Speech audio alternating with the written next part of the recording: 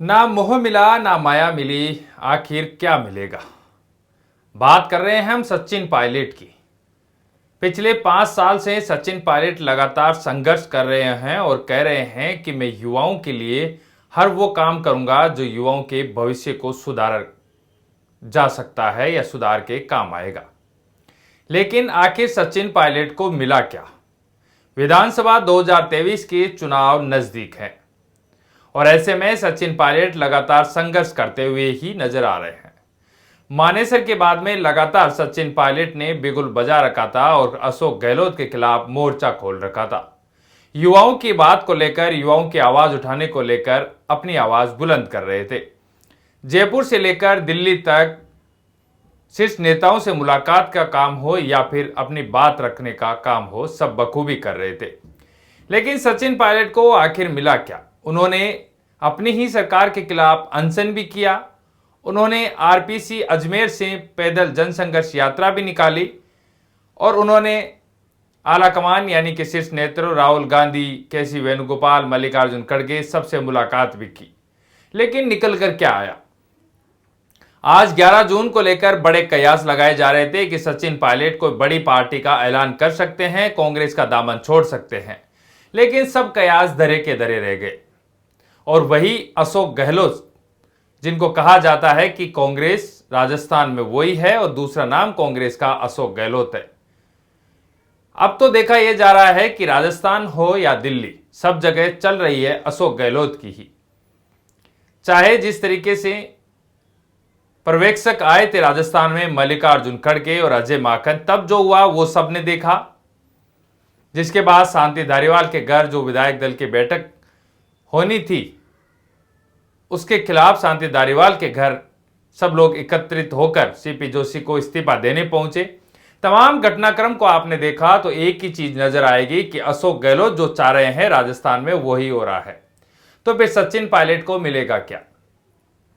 आज सचिन पायलट के पिताजी राजेश पायलट की पुण्यतिथि थी 11 जून, जहां पर लाखों लोग दौसा में एकत्रित हुए और वो सभा में एकत्रित होकर सचिन पायलट को सुनने के लिए आए। लेकिन पहले ही कहा जा चुका था कि सचिन पायलट किसी भी तरीके की पार्टी का ऐलान नहीं करेंगे। बड़े कयास लगाए जा रहे थे, लेकिन सचिन पायलट ने आखिर वही किया जो सब लोग कह रहे थे। 11 जून के समर्थक भी कह रहे थे कि किसी इस तरीके की कोई खबर नहीं है कि सचिन पायलट कांग्रेस को छोड़ सकते हैं और नई पार्टी का दामन थाम सकते हैं। कयास बड़े बड़े लगाए जा रहे थे कि सचिन पायलट ये पार्टी ज्वाइन करेंगे, वो पार्टी ज्वाइन करेंगे, उसमें जाएंगे, ये करेंगे। लेकिन सब कयास धरे के धरे रह गए। अभी भी सस्पेंस बना हुआ है कि क्या सचिन पायलट अभी भी कोई पार्टी का ऐलान कर सकते हैं, क्योंकि सचिन पायलट को किसी भी तरीके की भूमिका अभी तक राजस्थान में नहीं मिली है। और ऐसे में क्या राजस्थान में सरकार रिपीट हो पाएगी। भले ही आलाकमान ने यह कह दिया हो कि हम यूनाइटेड होकर चुनाव लड़ेंगे और जीतेंगे राजस्थान में, मुख्यमंत्री अशोक गहलोत और सचिन पायलट एक होकर चुनाव लड़ेंगे। भले ही अशोक गहलोत ने भी यह कहा हो कि 2.5 साल से मैं सचिन पायलट को जानता हूं और सचिन पायलट अच्छे व्यक्ति हैं। तमाम तरीके के इंटरव्यूज उन्होंने दिए जिसमें कई तरीके की बातें कही। उन्होंने एक इंटरव्यू में यहां तक भी कहा कि मैं बाहर था, इसलिए मुझे पता नहीं था कि किस तरीके की विधायक की बैठक होनी थी और विधायकों की बैठक में जो विधायक आने थे वो क्यों नहीं आए और शांति धारीवाल के घर जाकर क्यों इकट्ठे हो गए। तमाम तरीके की बातचीत सामने आई। लेकिन सचिन पायलट का अब भविष्य क्या है। क्या सचिन पायलट अभी भी कांग्रेस में जमे रहेंगे, जिस तरीके से वो कह रहे हैं कि मैं कांग्रेस का दामन छोड़ने वाला नहीं हूं। जबकि पहले उन्होंने ये भी कहा था कि यदि मैंने कुछ अनुशासनहीनता की है तो मुझे मेरे खिलाफ पार्टी कार्रवाई करे। एक तरफ जहां सचिन पायलट कार्रवाई की मांग कर रहे हैं तो पार्टी कार्रवाई करने से भी डर रही है। उनको डर है कि कहीं पंजाब वाली स्थिति राजस्थान में ना बन जाए, क्योंकि चुनाव नजदीक है और ऐसे में कोई भी खतरा आलाकमान लेना नहीं चाहता है। और ऐसे में अब क्या होगा ये देखने वाला होगा, क्योंकि सचिन पायलट के तमाम समर्थक, चाहे मुकेश भाकर हो, रामनिवास गावड़िया, मुरारी लाल मीणा, प्रसादी लाल मीणा, राजेंद्र गुड्डा, सब लोग यहां पर पहुंचे। आज दौसा में पुण्यतिथि थी राजेश पायलट की, यानी कि सचिन पायलट के पिताजी की, जिनका एक सड़क दुर्घटना में देहांत हो गया था। अब सचिन पायलट आगे क्या करेंगे इस पर सबकी नजरें टिकी हुई रहेगी, क्योंकि खबरें ये चल रही थी कि पार्टी का ऐलान 11 जून को होगा, लेकिन वो सब खबरें कयास ही बनकर रह गई, निराधार हो गई। अब नए कयास लगाए जाएंगे, नए आकलन किए जाएंगे और नई बातें रखी जाएगी। लेकिन मुख्यमंत्री अशोक गहलोत तो अपने चाल पे चल रहे हैं। मुख्यमंत्री अशोक गहलोत महंगाई राहत कैंपों में लगातार जा रहे हैं, आम जनता के साथ जुड़ रहे हैं और अपने महंगाई राहत कैंपों में जो योजनाएं हैं उनको खुद बखूबी बता रहे हैं। जनता के बीच में जनता का फीडबैक ले रहे हैं और जानने की कोशिश कर रहे हैं कि क्या कमी और खामी रह जा रही है, उसको पूरा करने की भी कोशिश कर रहे हैं।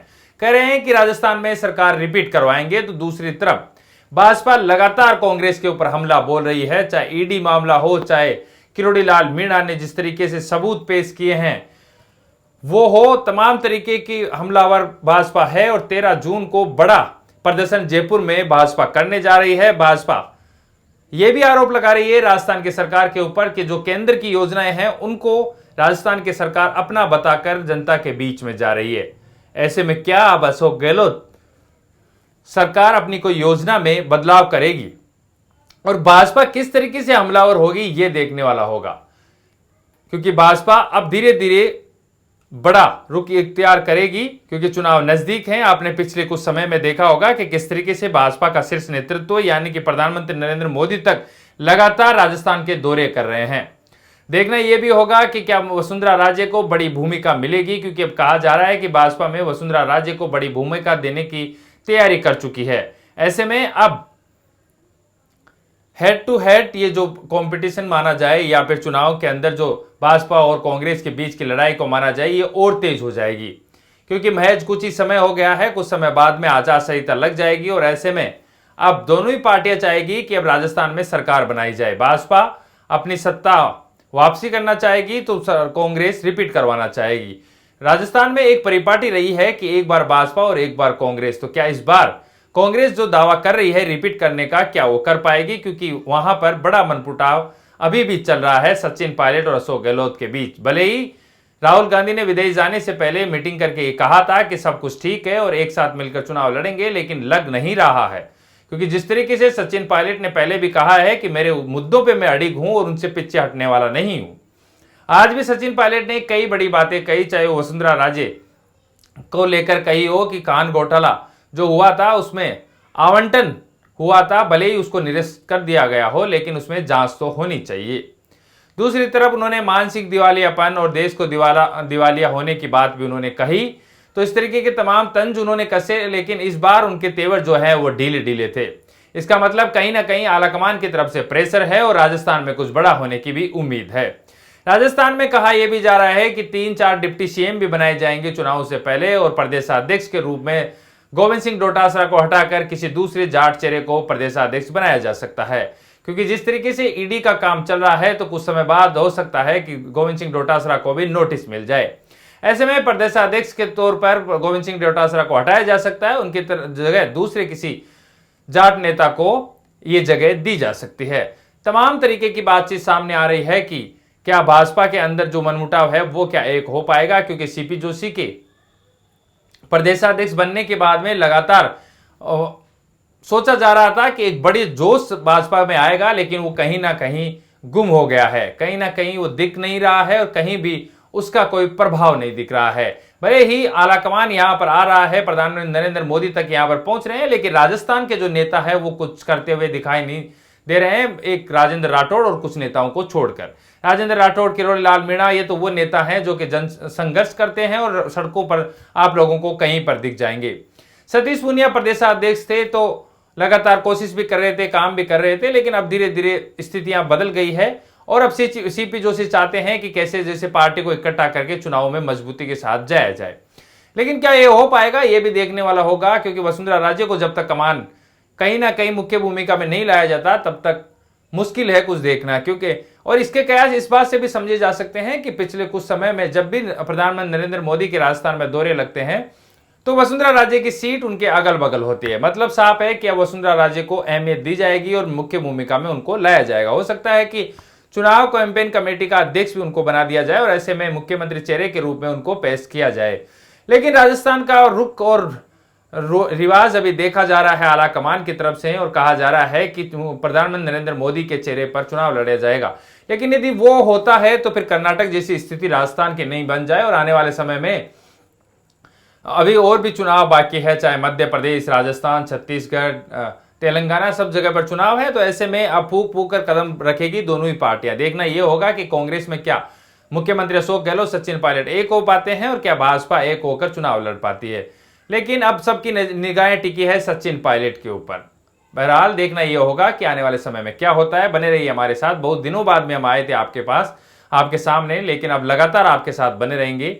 हमारे को यूं ही प्यार और समर्थन देते रहिए। अगले कार्यक्रम लेकर फिर हाजिर होंगे, तब तक के लिए जय हिंद, जय भारत।